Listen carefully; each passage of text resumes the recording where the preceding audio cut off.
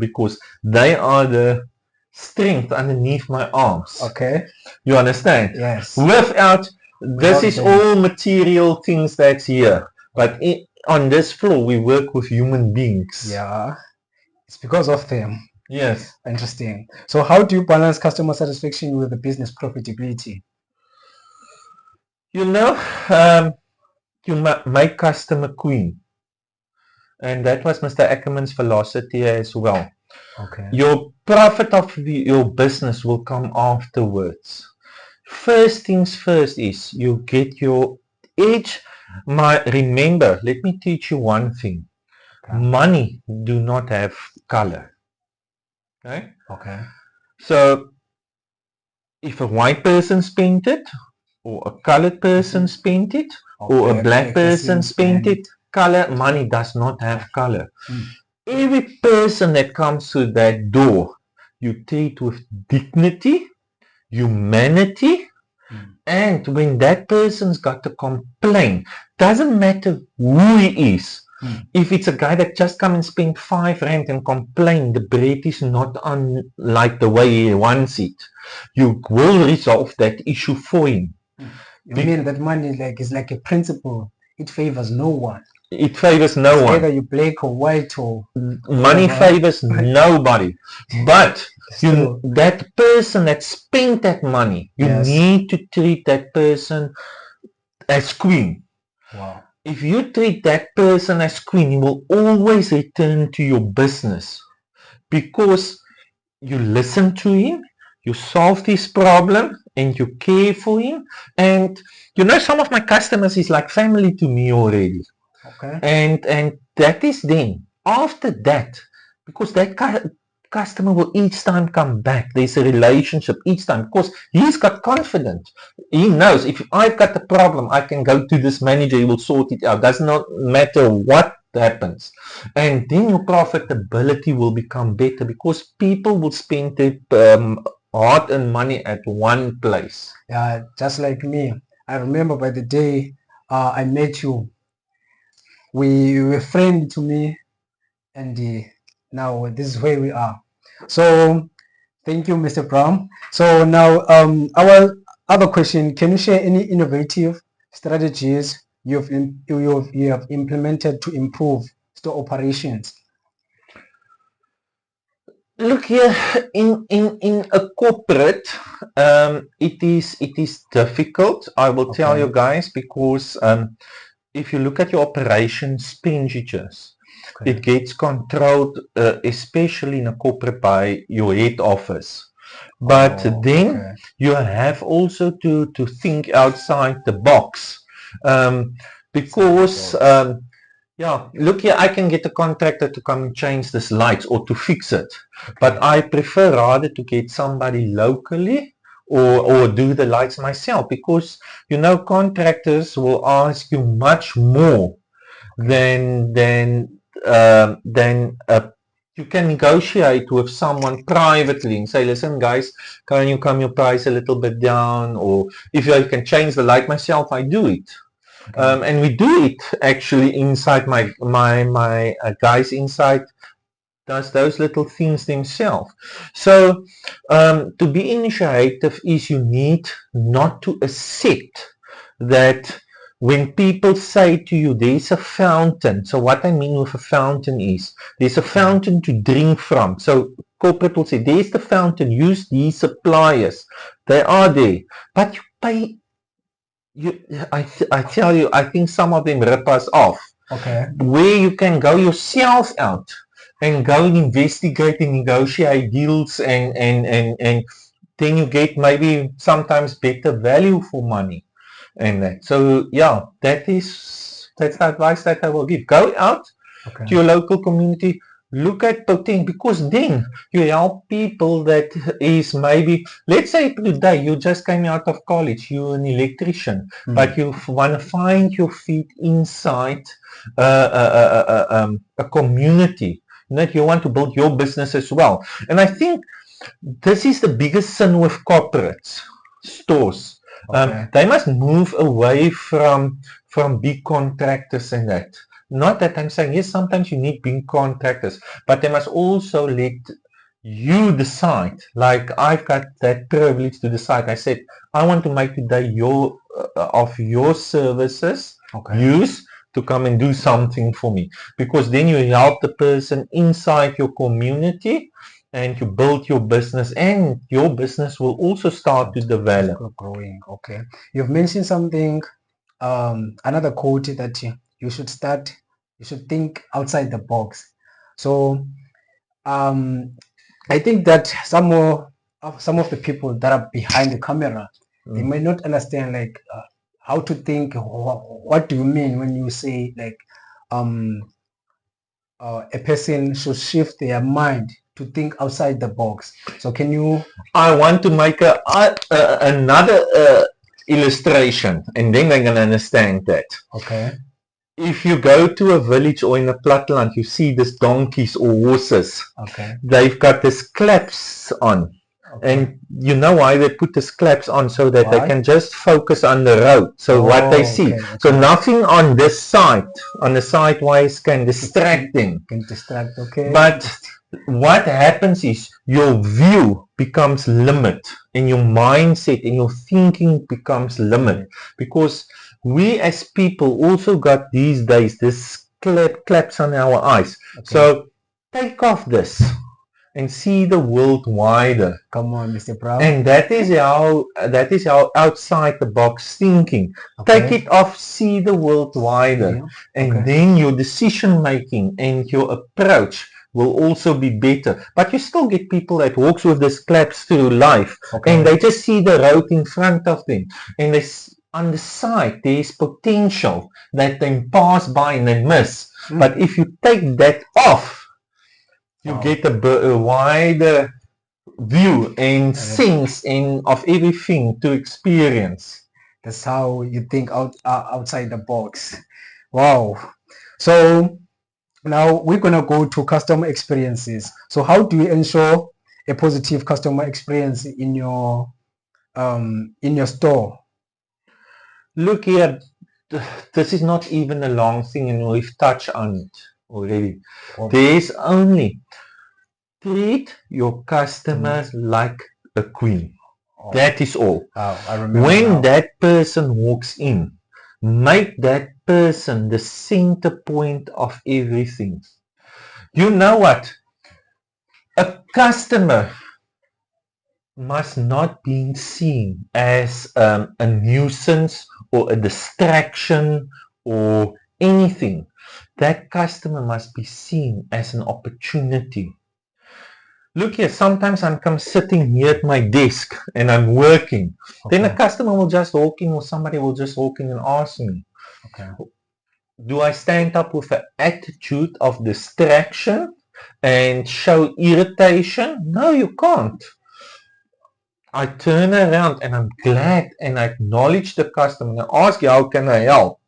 And I go out with the customer, because that is very important. Very important. Okay. The customer must feel that he or she is that important aspect in your business, and that is how you make sure. Because none of these things will ever exist without the customer.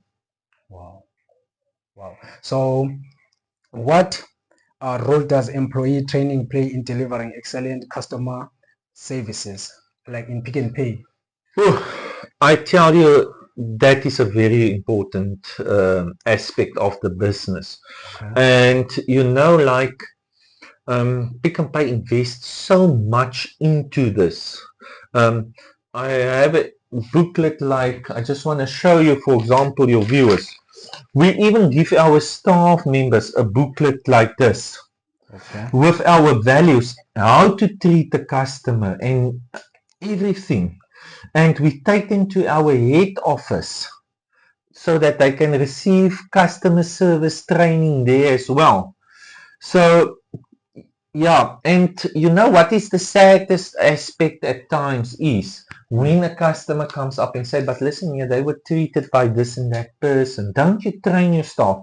I'm telling you, it is Pick n Pay spend tremendous time and money on customer service. because that is one of our other important aspects. But it is difficult, as I told you previously. Yes. You need to grow up humble, and you need to have respect for other Respect. people, Yes. because you know what, how can I teach a cashier? I can tell a cashier, how do you teach a 22-year-old person and older, when someone else come up, greet the person? Greet the person. That is not something natural. That's When true. you were like 4 years old, your mother teach you and say, go greet that people, go greet, say hello, good day, how are you? So if you are grown up with all these rules, then surely when you come into business, but we do find them, and it is and it is very challenging, because I can teach a person to ask a customer for their smart shopper card, or do you want something else? But basic eye contact, acknowledgement, and greeting, I think that must be built in. It's part in your development when you were a small little child. I think that is basic, but you get them, and yes, and it is tough. It is tough out there. That's true. That's true. I used to see that from where I was working. Mm. All the sales people, they also does the same thing. Like maybe someone else came with attitude this morning, so it doesn't matter. No matter where it is now, just greet the person in a bad way, and sometimes others don't respond back when the customer greet the sales people. And you know what? Sorry to interrupt you in that. And that is another aspect that we must get right. Okay. Because me as a manager, in my personal life, in home, it's not always well. Okay. Believe me, and my wife have already fight before work. But I must understand that it's, again, a box here, a box there. When I leave my house, I must close that door. Right. When I open the business, I open the other door. I cannot walk in here and you are my colleague and took out my frustration and my things on you. No, I still need to greet you. I still need to put a smile on my face. Sometimes it's difficult, but that's how we must do. So as a manager and as a leader, we must understand, like, you need to separate your worlds where you live in. You cannot take all your worlds together with you in different aspects. I always say to people, draw your life up in a square. And within the square, you draw another 4 squares. So square 1 is your wife and your personal relationship with her. That's tough this morning. Now you go to your business. Now leave that. Leave that in that block. Yeah. You've got now a new block to deal. Yeah. Now your colleague makes you angry here. But now you've got the business meeting afterwards. So you move to another block. You can't take that frustration to that meeting. It will be a disaster. So when you move as a leader in different blocks, you have to leave the garbage behind in that box. You can't take it with you. Remember, here's stuff that makes me angry. I wanna. Sometimes you feel I'm gonna choke you now. You're at that level, you understand? But I cannot go home and choke when my children were small, choke them, take it out on them. They will be, but why, daddy? Why is it like that? You understand? So you need to leave your problem in that block, and that's how you have to live. Sounds funny, but then it's also powerful. So, Mr. Brahm, how do you handle customers' complaints of feedback? Like when customer comes into office, have a complaint. Okay, you know what? I've seen some people, when it comes to complaints, either they laugh it off, or they feel irritated. Oh, it's just another person that complained. But you know, as each and every business succeeds through complaints. Remember, I'm already, let's say I'm 6 years here in this business. Every day, I maybe pass let's say a board in the store is not right. It creates a hazard, a safety hazard, or something create a safety hazard. But I'm now used to this because I move in each morning and I move out each day, and it becomes a norm to me. But here, old auntie comes in, an old lady, and she tells me, "No, but this is dangerous. I can fall." Don't feel irritated because that is the claps that the horse, the donkey wearing. That customer comes and take it off for you. And she tells you there's a hazard. So what, and when you stand back and listen and you look at it, yes, but it's true, it is a hazard. Then remove it. So my advice is when a customer I always say, it is not a complaint, it's an opportunity. And a complaint, turn it into an opportunity because that you will achieve more. So never use when somebody comes in here and say, "Good day, ma'am," or "Good day, sir, I'm here to complain." Yes, you complain. I see it as an opportunity to be better in my game. Wow, that is how you grow. Absolutely, but that's a fact. Because that is how you will improve things in your life. Yes. Yeah, that's so powerful message. Well, come I give you an example. If you go out and your girlfriend tells you, "You don't love me so much. When are you gonna take me out for tonight?" She complains. You must see it as an opportunity. Next time, look what happened. If you give her a hug more and you take her out for supper, she returns that love, and you will see the night she holds on to you, she hugs you. That's the same thing with a customer, because you've taken note of her complaint and you've action on it, and you turn that into an opportunity, and then you get repaid. That's the same with a customer. If the customer see you deal with the complaint, and she comes in next time, it's not there anymore, it's better, she will say, "Yes, but listen here, this manager truly listen to me." So that lady will come and spend the money at your business. Wow. So a complaint can be an opportunity. Wow. It becomes an opportunity. Yeah, wow, that's so powerful. So how what qualities do you look when hiring a member in your business? Yeah, it's a difficult question. Okay. I don't look at qualities. I look at opportunities. Because people, what I'm saying, it's sad when people walks into a business and the person is well dressed. They will say, "No, it's an excellent candidate. This is excellent." You know what? It doesn't matter. I've taken in poor children that came here like they were not. And I made them sit here and I said, "I'm going to give you the opportunity of your life." Because remember, God does not give us all the same finances, the same things. Okay? So again, qualifications you can turn into opportunity. Look here, not all of them will become a cashier. Okay? That's right.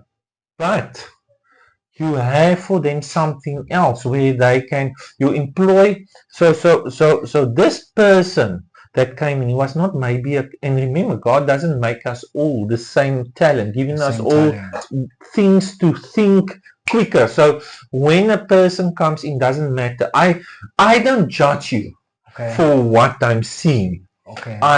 If you comes in here and you respect me and say, "Sir, you got maybe a job? Do you have a CV?" And I got to send your CV. Yes, I do scroll through your CV quickly. But you know what? I like to talk. Because you cannot hide what is inside your heart. Yes. Your heart exposed you. Yes, true. And I'm telling you, I'm like now, I'm getting to 50. So I'm like, since interviewing, talking to people 30 years. So it is, you will expose yourself through the interview. Yes. When you walk out here, my brain will say, no, this person is excuse me, viewers, a bullshitter. Yes. Or this is a person that's true of heart. Doesn't matter how he's looking. Now, when you look at qualifications, yes, you will see this person have done a little bit good in school. So you make that person now a cashier and becomes a supervisor. But don't underestimate. Remember, I was in school also not the brightest box in the chocolate in the box. And I'm honest to say it. Because, the trend with boys, they are lazy. Boys are lazy. Girls work in school. You get boys that goes good. But most boys wants to play rugby and they want to do this. And it have an influence on their marks. And boys get mature